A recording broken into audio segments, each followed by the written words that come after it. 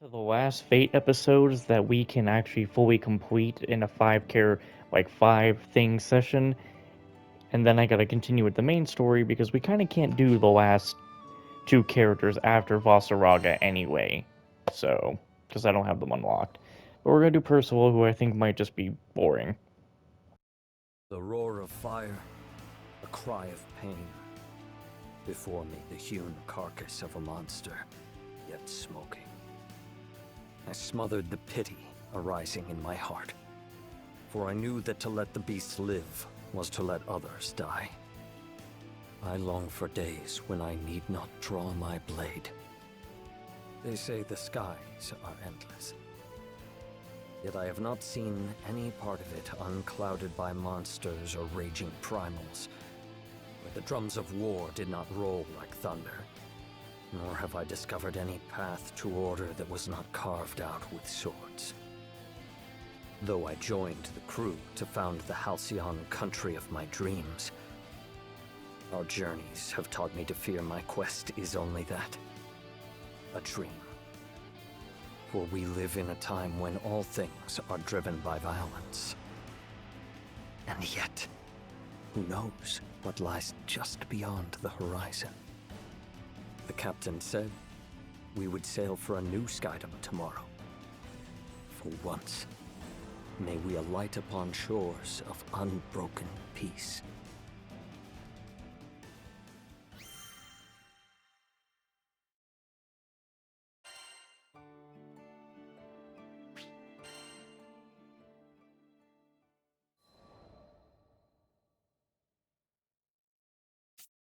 The House of Wales had 3 sons, bound as much by love as they were by blood. The eldest was named Aglovale, the next, Lamorak, and the youngest, Percival. I had not yet seen many summers when war broke out in a neighboring country, raising a tempest of violence that would blow us all asunder. My mother, the Queen Hartzeloida, opened the gates of our castle to all who had lost their homes, even those hailing from beyond the borders of our kingdom. She would often say, "Regardless of our lineage or nation, we are all connected, in joy and in sorrow." It was through her example that we learned to honor our neighbors. And yet the same people she gave generously to would be the very ones to take her life. I will never forget the scene of her death. I can yet hear the echoes of Aglovale's curses. See the stark white of Lamorak's face as his magic failed to save the one thing he treasured most. And I can feel the warmth leaving my mother's hand as I knelt over her, unable to offer anything but my tears. To the very end, all her thoughts and worries were for us. How can an absence feel so heavy? What heart, having borne the weight of grief, will not be changed forever? For my part, I grew to despise the violence that robbed me of my family. I swore I would raise a new kingdom, above the tides of blood, where the gentle gardener and the honest plowman may live out their days in peace. The same grief, however, bent Aglovale on a different path. Believing he could conquer tragedy and banish it from our lands, he began amassing great power. But where power treads, war soon follows.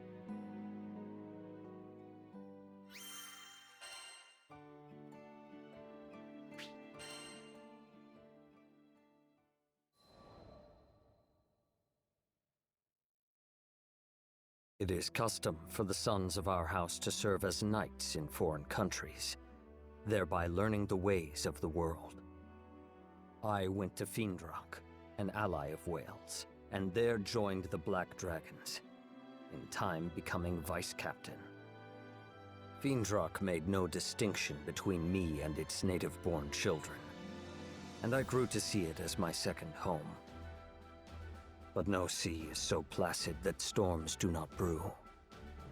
There was strife here, too, sweeping over the lands like an illness. I set out on a journey to seek its cure. and that was how I met the captain. Never had I come across a greater fool. In the captain's eyes, there was no sky dweller too high or low to merit aid. No person too strong or weak to join the crew. Who better than to stand by me as I built a kingdom on an impossible dream? And it was not I, nor Lancelot, nor Vayne, nor my former commander Siegfried, but the captain, who contributed most to the restoration of Fiendrak. Once the dust settled, we found traces of a foreign power that had first sown the seeds of unrest. We tracked this power back to Wales and its throne room, where my brother Aglavale sat. Still mourning for our mother, he was waging a war on war, murdering tragedy and washing away tears with blood. But one cannot fight fire with fire, for what beauty will bloom from the ashes? Once again, I borrowed the aid of the captain to stop my brother's rampage and help him see reason. Though Aglavale's deeds were wrong, they came from a desire to do good. 'Tis a simple matter to speak words of censure. The wise guide others not through saying, but through doing.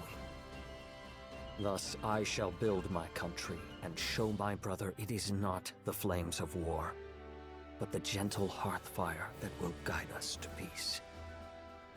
Each day brings me nearer to my aim. Fortune has granted me a handful of stout-hearted vassals, the captain foremost among them. Though I am not possessed of any land, our ship is bound for the end of the skies. Surely we will sail over some quiet green fields where I may lay the cornerstone of my kingdom. My greatest care is the safety of the crew. The path of the Grand Cipher is beset by many perils, and I will not have a single vassal taken from me. So I have resolved to travel alongside and defend my captain, until the day I may sheath my sword forevermore.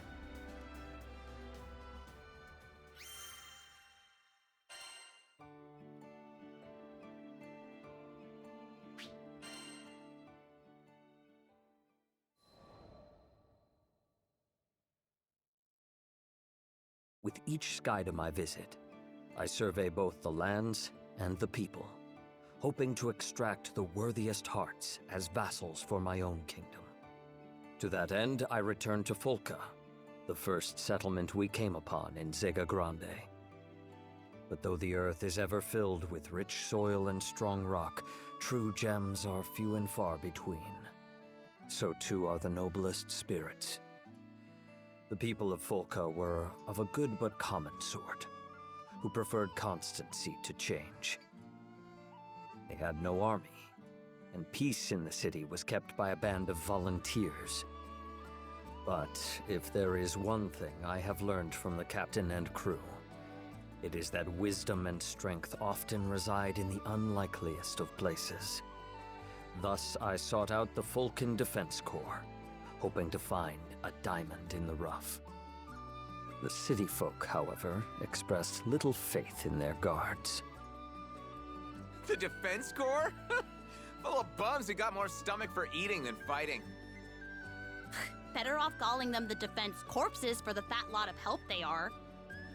Yet these were dangerous times for Folca. Brigands and monsters now swarmed about the city, attracted like flies to the reek of Avia. The people looked to the Defense Corps for protection, but received only excuses. We don't have the resources to combat this threat. Take shelter until the danger is past. And so the city grew to trust vagabond skyfarers more than their own soldiers. Though I had little hope of finding a vassal among this ragged band, perhaps there was a lesson to be learned from their weakness. When I build my kingdom, it will need to be governed by its own councils. But houses of power, choked by the vines of corruption and frailty, ever fall into decay. Is there any prevention? Where does the first crack form? It was in Folca that I would piece out the answer to this riddle.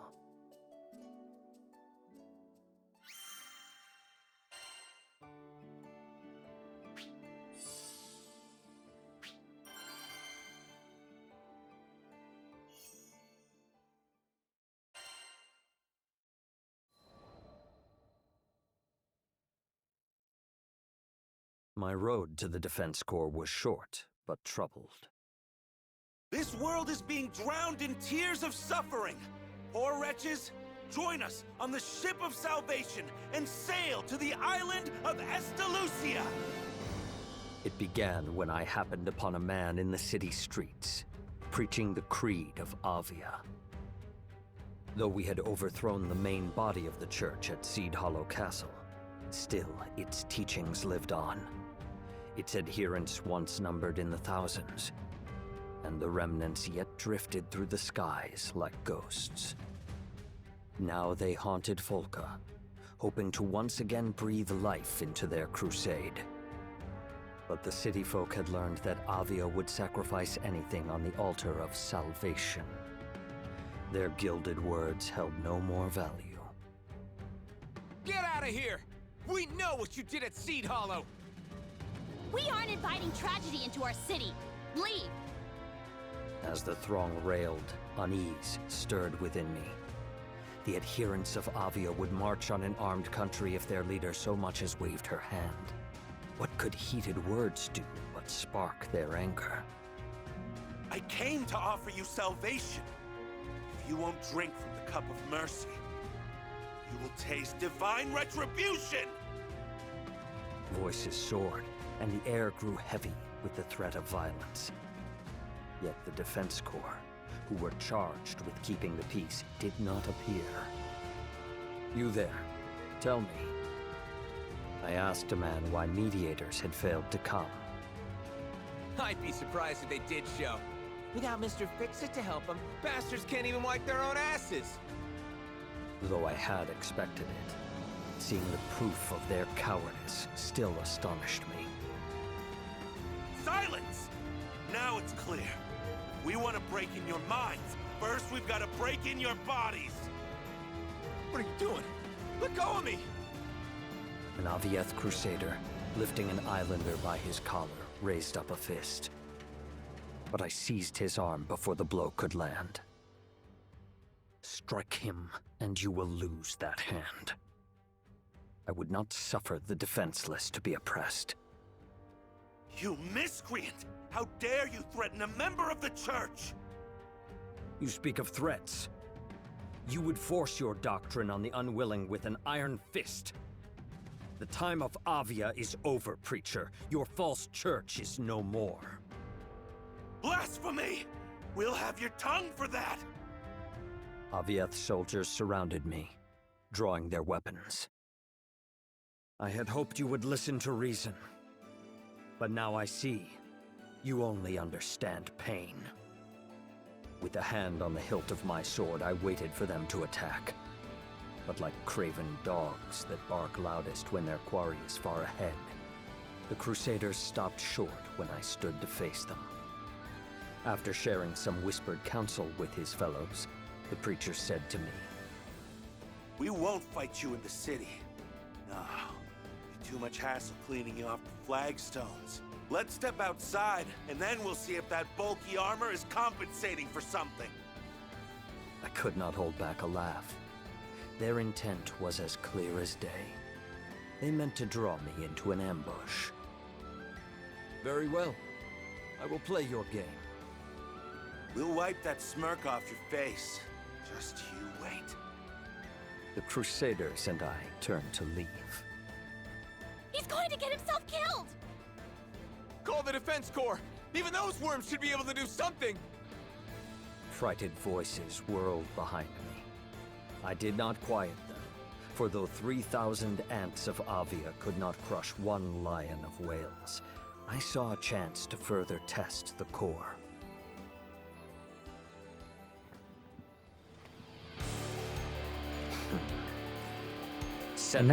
And then he thinks he's gonna aura farm? Ease up now, Mr. Man. Who interfere with obvious sacred mission! You have abandoned mercy for violence and wisdom for bigotry. How dare you call your cause sacred? A demon! Some evil must be feeding his flames! Call for backup! Tell them to bring the droid up! One word! Why can't we crush him? Strength of will is reflected in strength of arms. Good. Summon all your forces. It will save me the trouble of seeking them out.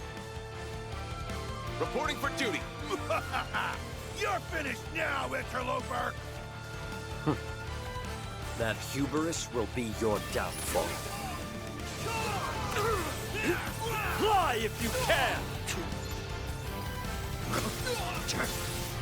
I guess the line of him saying fly if you can is more of, if you think you can get away by flying, then do it. 'Tis strange. Though a great battle rages on their doorstep, the Corps do not appear. Do they sleep?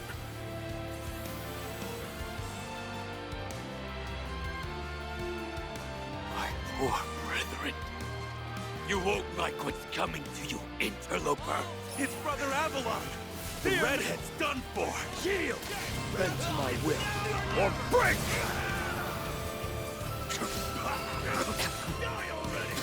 Amusing. Back to the void. Now for ruin!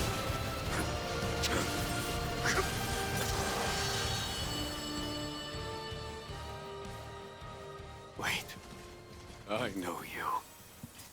The Lord of Flames. I see my name has reached even the dregs of Zega Grande. His fire is the fire of hell.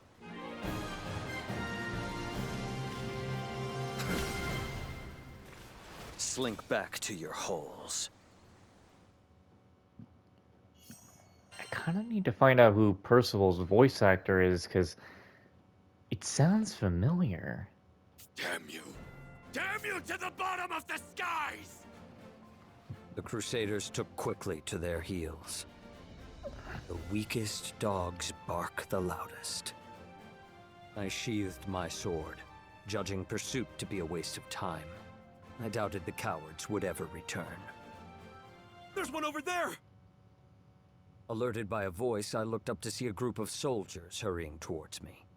Their livery was not of Avia, and they carried their weapons with the grace of a schoolboy wielding his first quill.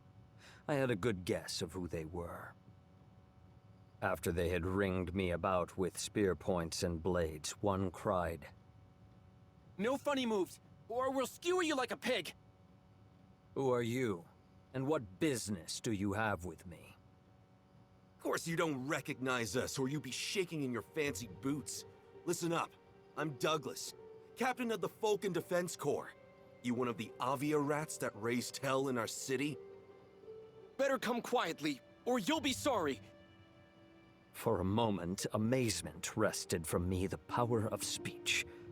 Then I said, "Surely you do not believe I am a servant of Avia?" Don't play dumb. Who else would wear that tacky armor? What did you call my armor? I had always known my garb to be It striking. almost sounds like Mart So is the Whitten. livery of all great kings and lords. For on the midnight field of battle, the general must ever be the brightest star. Thus may he enkindle courage in friends, and show the enemy he is not afraid. My own armor was well worn, and had shielded me from many dangers. To speak ill of it was a grave affront. We're taking you back to the station, and don't even think about running.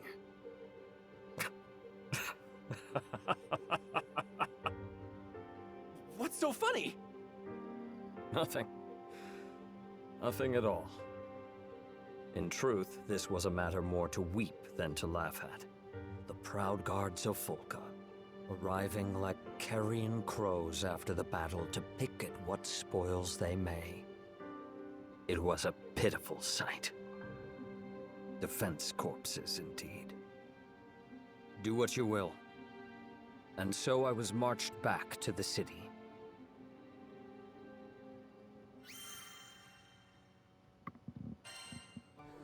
Yeah? All right. Is your stomach growling? Give it what it wants. Yes. Can I help you?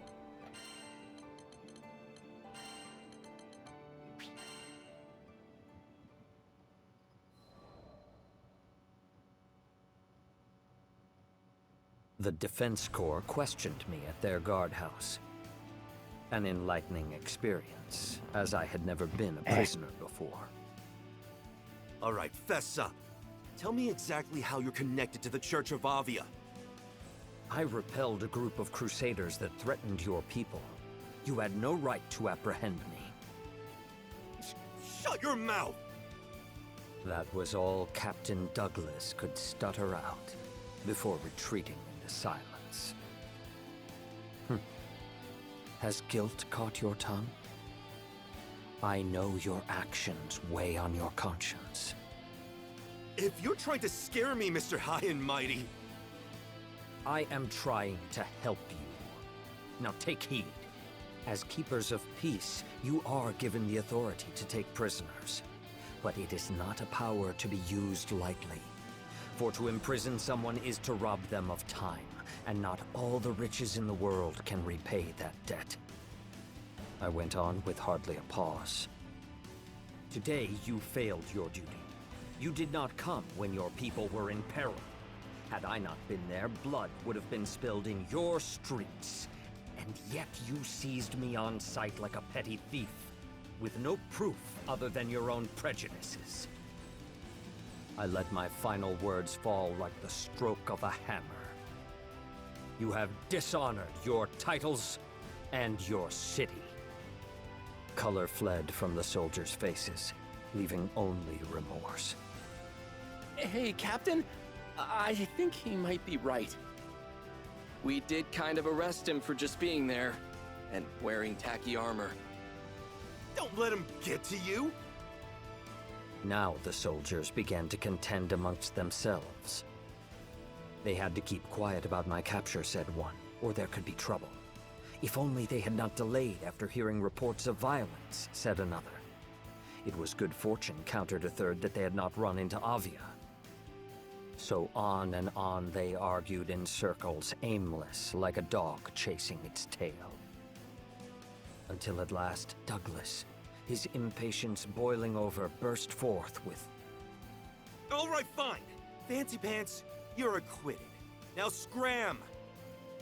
No. Seeing the soldiers at a loss, I said, since you have taken my time, I now ask you to share some of yours. I hear that your ranks are corrupted with frailty and disorder. From whence did this rot first spread? Why should we tell you, huh? You got nothing to do with it. Because I desire and command it. For a moment, Douglas could only stare. Come on, Captain. Just give him what he wants. Yeah, I don't think this guy takes no for an answer. Okay, Rubelox, you win. Now pipe down and listen up. And so the captain and soldiers of the Corps told me of their history and their malcontent. After the war, Zega Grande was left undisturbed for 500 years. This peace, like a deep sleep, had dulled the minds and limbs of Volca's warriors. So when the Crusades of Avia roused them at last, they were found weak and unready. Still, we did all right in the beginning. You probably don't know him, but we used to have a Mr. Fix-It in the city. Went by the name of Roland? Angel of a man, but he fought like a demon. The strength of Roland was their fortress, to which the Corps could rally if the battle went ill. When he vanished, the soldiers were left without their greatest defense. So, there we were, a group of idiots who could barely tell the butt of a spear from its head, left to play this game of cat and mouse. Self-loathing seeped into Douglas's voice. I know what everyone thinks of us. I know what they call us. But do you think we're wimps because we want to be? Now that Roland's gone, sending my corps to war, a real war, would be sending my brothers and sisters to death. Captain Douglas, you've been trying to protect us this whole time? I sighed. Why do the best intentions so often lead us astray? Very well. For your sakes and mine, I will help the Corps regain its former glory. Maybe by rebuilding this fallen band, I would learn a lesson in how to lay the foundations for a kingdom.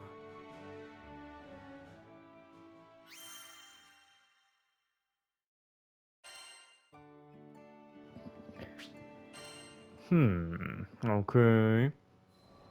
Damn, looks like nothing's happening here. The next morning, I paid a visit to the Defense Corps headquarters. I did not receive a cordial welcome. You're that redhead. Why'd you come back here? To supply you with counsel. Now hearken to me. The soldiers could only look on in wonder as I continued. Order is the basis of any kingdom, great or small. It is what establishes harmony in music and builds peace out of strife. You are its keepers and conductors. Take pride in your duty. To this, the soldiers could find no response. I went on. You told me you cannot fight because Roland is gone. You are mistaken. Comrades give you courage, but true strength must come from within. You cannot fight because you are weak. There followed a moment of silence. Then the Corps encircled me. We didn't ask for your advice. Grab him! Throw him out! But I fixed Excuse them with me? a look. I have said nothing you did not already know. If you can see your faults, why not mend them? Begin by overseeing your daily tasks, for habit is the mother of success and failure. That's it. You won't shut up? Then we'll make you. I Bruh. evaded the soldier's blow with a step.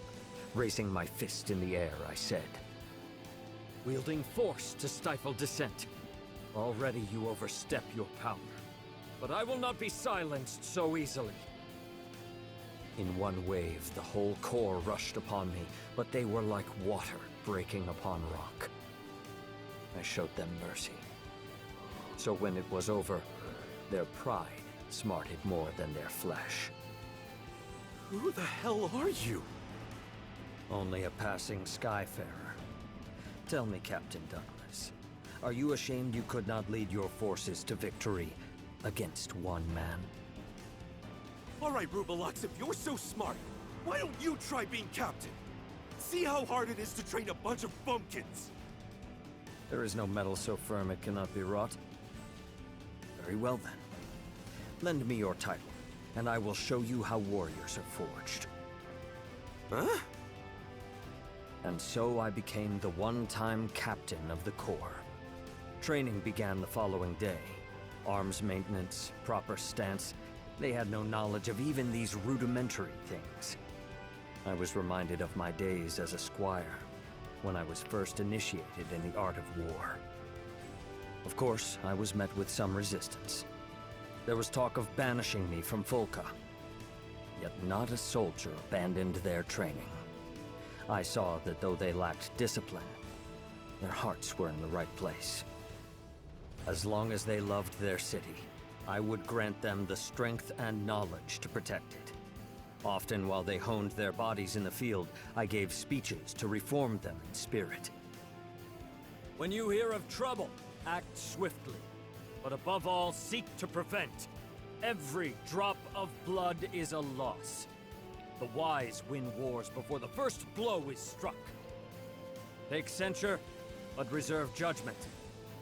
Focus on bettering yourself, for the only actions you can control are your own. Always be ready to defend your people. Though peace may reign within your borders, there is no telling what perils lurk without.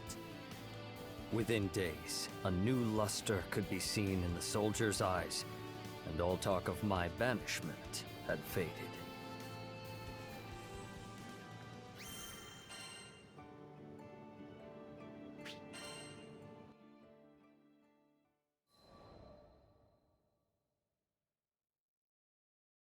The training of the Defense Corps proceeded smoothly.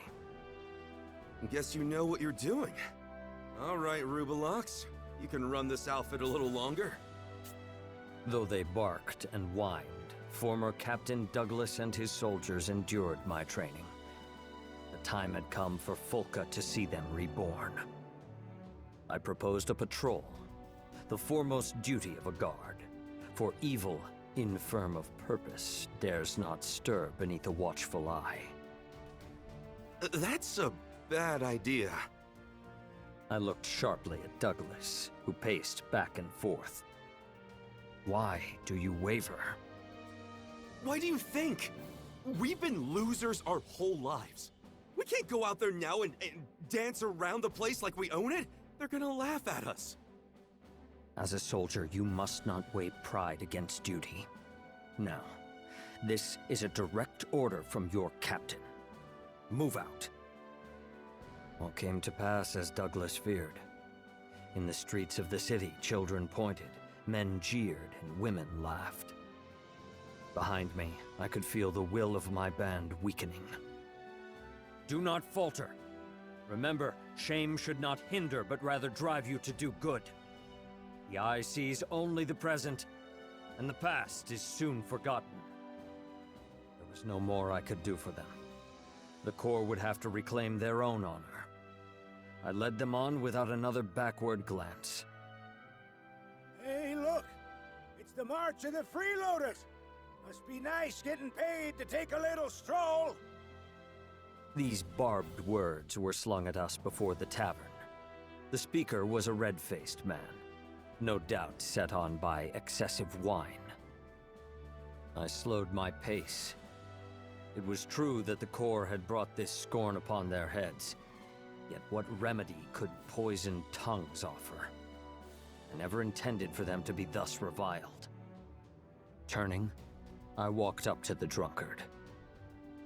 You got a problem, big guy? The man shook in fear.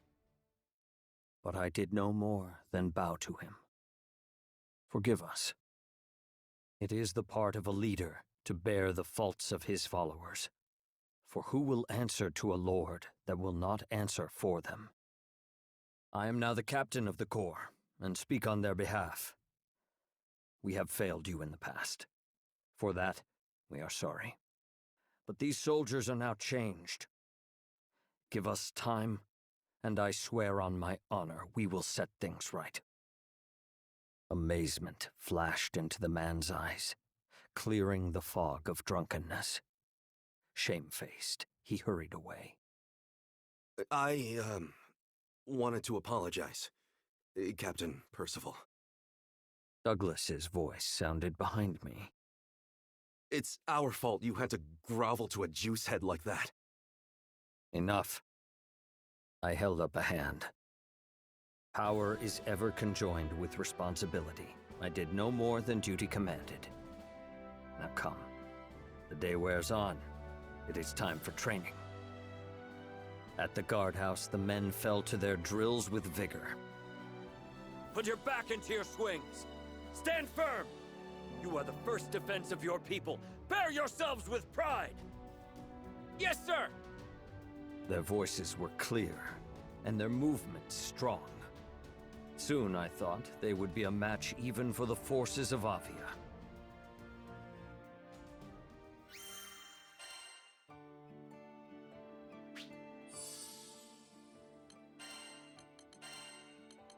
Leave it to the captain.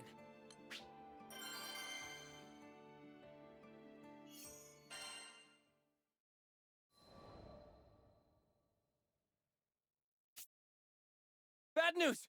Those Avia rats are back! The day that would test the valor of the Corps came sooner than expected.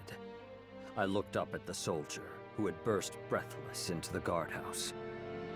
Report! An armed group thought to be connected with Avia is occupying the mines of Tempeel. They've taken the reconstruction workers captive, including several residents of Folka. It would be a dangerous rescue for the Corps, who were yet untried in combat. But the soldiers quickly showed me they had not failed their training. Captain Percival, let's fight back! We're ready! We can save those hostages! No. I sensed something strange at work. It had been the aim of the ruined church to bolster their ranks with new converts from Folka. Why then would they occupy their minds and threaten their people? Surely it was not for ransom. The adherents of Avia held their faith high above the jewels of the earth.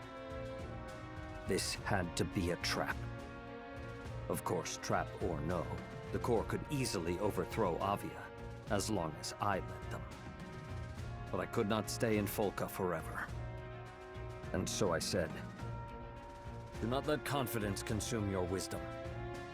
Your duty is to protect your people, not to prove your strength.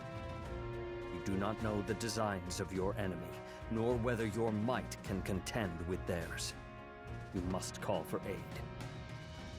I saw that my warning had disheartened the soldiers. I could not blame them. They had struggled so far, only to learn that they still fell short. But glory must not be bought with blood. The lives of the islanders came first. Drawing myself up, I strove to lift their spirits. Your city needs you. There is much work to be done. Learn what you can from those that escaped the mines. Muster the defenses. Let your people know they are safe. Yes, sir! But Captain Percival, the clock is ticking. What if the Skyfarers and reinforcements from Seed Hollow don't make it in time? I could not hold back a smile. Do not worry. I know a crew of Skyfarers already at hand.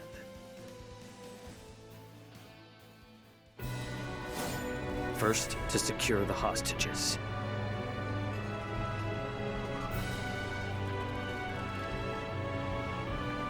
What if I don't want to secure any hostages? Wait, that hair. It's the rooster head from Folka. To harm, brethren! Centuries. You will wish you never saw me. Bend to my will. Or on me! Allow me! There must be more of them.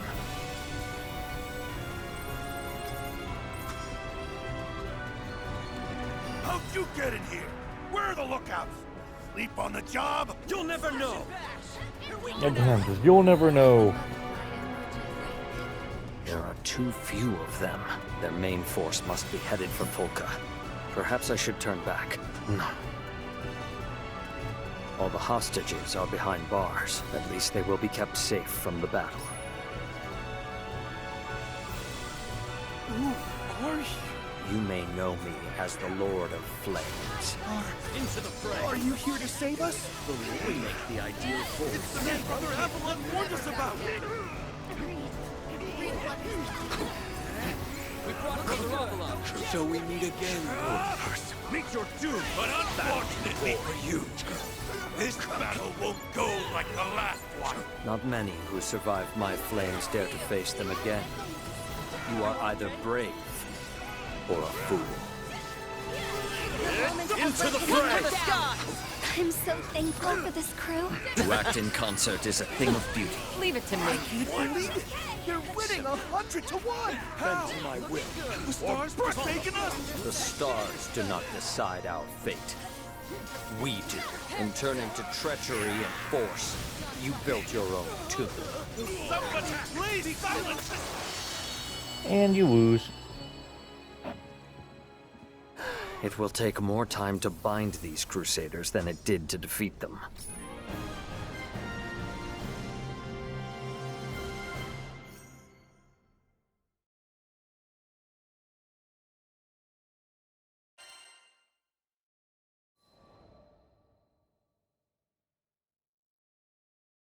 I bound the hands of the Crusaders and turned them captive toward Folka.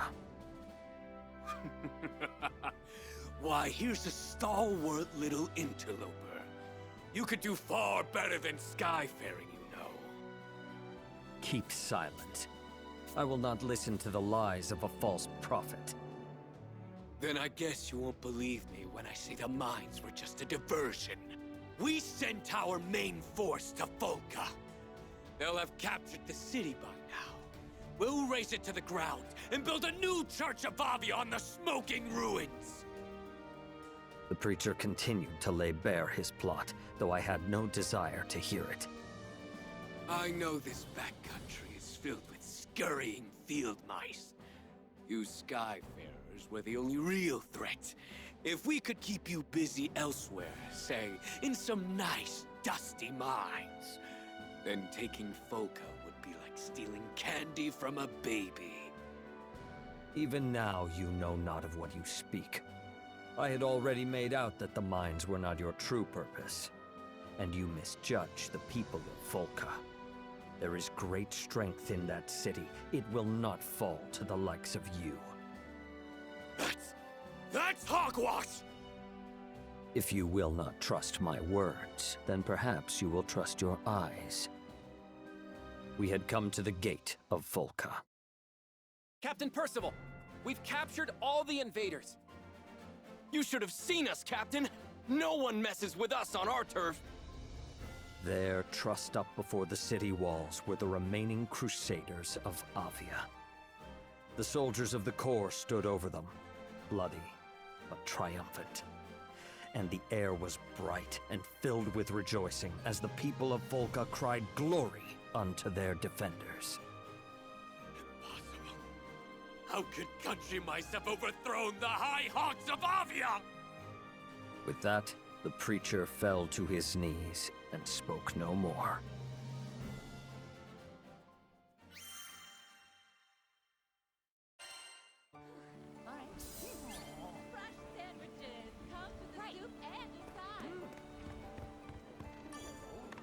Come to view the requests?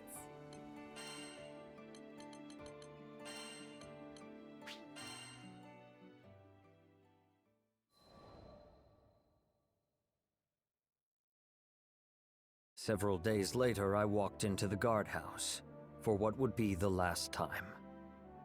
The captain's here! Attention! In a moment, the soldiers were lined up before me. At ease. My friends, you have found your strength and your courage. The time has come for me to step down as your captain. For the space of a deep breath, the soldiers did not stir. I read in their eyes that they had long seen this day coming. Captain Percival, we... That title is no longer mine. I return it to you, Captain Douglas. You have become a worthy leader. I turned back toward the body of the Corps. I am but a traveler. My allegiance lies with a distant country, a kingdom of peace that I shall one day build. But I believe that all who dwell in the skies are brothers and sisters. Though our time together was short, it was an honor to serve with you. You have shown that we need not be chained to our pasts, that valor can be kindled in every heart. When I raise my kingdom, I hope that you will one day visit to impart this lesson unto the knights there. No, Sir Percival. You can count on me. Me too! It's a promise! Mirth welled up within me. In one thing I thought, the Corps had not changed. They could still make me laugh. Very well. I will hold you to those oaths. And so, bidding my friends farewell, I took once more to the skies.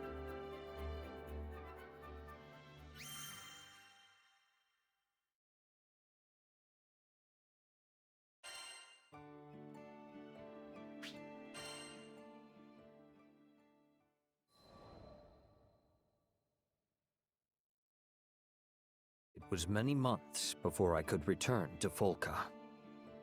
This city is still the same. A gentle breeze danced with the grass.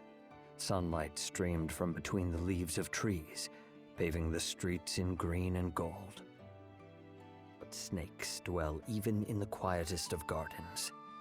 Peace presided over this land only because there was a valiant corps to keep it. I was once captain of the Vulcan Defense Corps, and though our paths led on to different ends, they would ever be my friends and comrades. In my heart, I saluted them. Wait, aren't you? Well met. I was not surprised we crossed paths. Folka was a small city, and I knew the Defense Corps kept vigilant watch. I am glad to see you doing well. We sure are. Even got a generation of new recruits trained up. So, when do you think you'll be inviting us to your kingdom? I responded with a wry smile. It will be some time yet, but I shall not rest unless it be in a country of peace. Until that day, wait here, and serve your city well. You're gonna make it, Percival. I just know it. In the meantime, I better practice my curtsy, huh? I regarded Captain Douglas and his corps.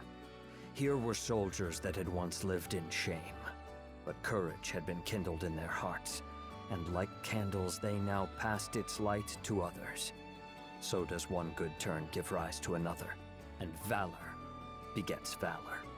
Perhaps the rise of my kingdom was not so far off after all.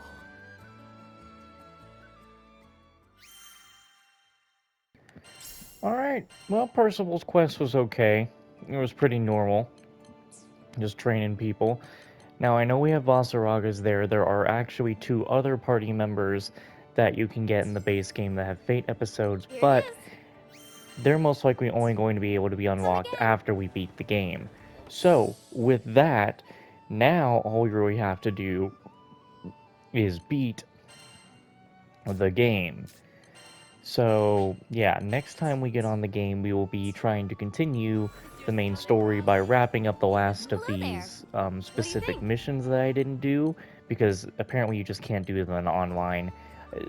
The servers for granblue games suck ass.